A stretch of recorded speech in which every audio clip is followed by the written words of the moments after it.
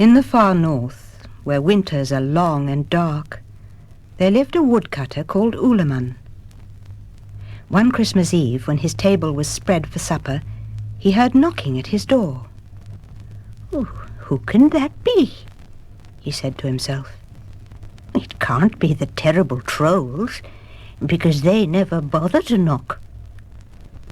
He opened the door a crack, then in astonishment threw it wide open, for the biggest, whitest bear he had ever seen stood there. Beside the bear stood a young man, who bowed politely.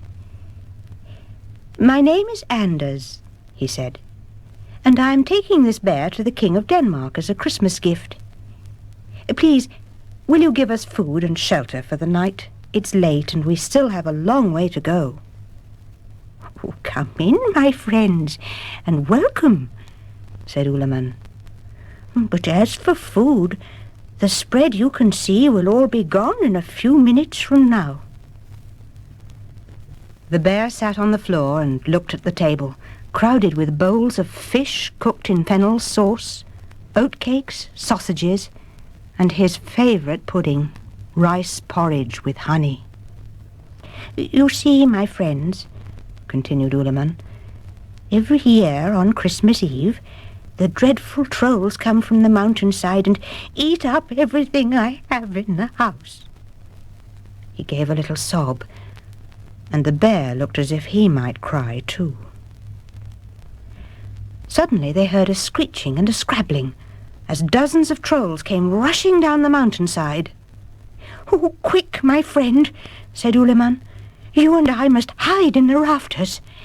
Your bear will just fit underneath that high stove in the corner."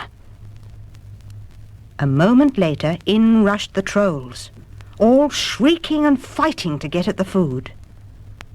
Anders had never seen such frightening creatures, and even Olsson almost fell off the rafters with terror. And no wonder. Some of the trolls had shaggy green hair and beards, while others were completely bald, with blue noses. Some had long tails, and all of them had pointed ears. But none of them had any manners. They had almost finished gobbling up the food when one of them caught sight of the bear hiding under the stove. "Here, puss, puss, pretty puss!"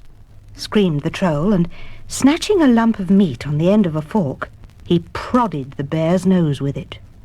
"Have a bit of sausage, pussycat!" The great white bear, who'd been anxiously watching the rice porridge and honey disappearing, could stand it no longer. He came out bellowing with rage and lashed at the trolls with his big furry paws. "It's a giant pussycat!" shrieked the trolls, who were rather stupid. "Help! Let's get out of here!" They fought to get through the door and away from the angry bear. Their screams could be heard far away as they disappeared down the hillside. When all was quiet, Anders and Olsson came down from their hiding place. They both patted the bear, who was helping himself to the last of the rice porridge and grunting happily. Early next morning, before it was light, Anders said he must hurry on to give his present to the king. At this, the bear looked very unhappy. He wanted to stay in the cottage. Olsson saw this and said, "Oh, young man, please let the bear stay with me. He'd be company for me, and I know the trolls will never come near while he's here." The bear nodded and clapped his paws eagerly. Anders said, "Yes, I'm sure you'd give him a good home, but what could I take to the king instead?" "Oh, that's easily settled," said Olsson. "Come with me." Lighting a pinewood torch, he led the way up the mountainside. "Look," he said, holding the torch high. Anders gasped in amazement as he saw a small fir tree which glistened like crystal and made a tinkling musical sound. "Why, its branches are made of the finest blue glass." "Glass? Nonsense, my boy," said Olsson proudly. Those are jewels.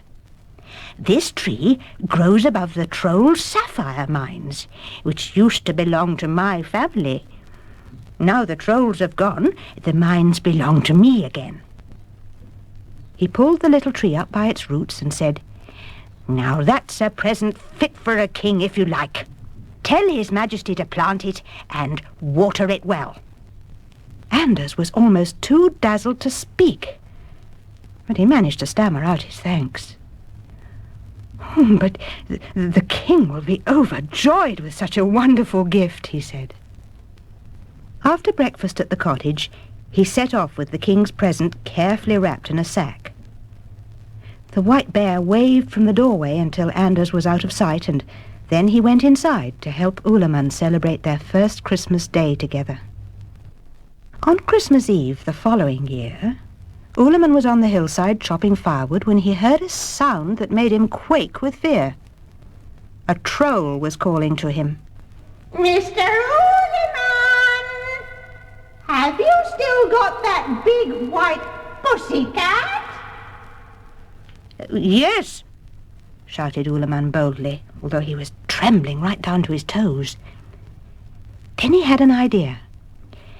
"What's more, Mr. Troll," he shouted, "there are now 6 white kittens, each one bigger and fiercer than their mother." The troll gave a howl of terror and hurried away down the mountain.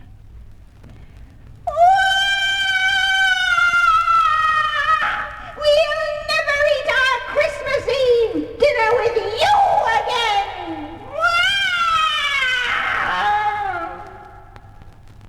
And indeed, the great white bear and Olsson had many happy Christmases together, and they were never again bothered by the trolls.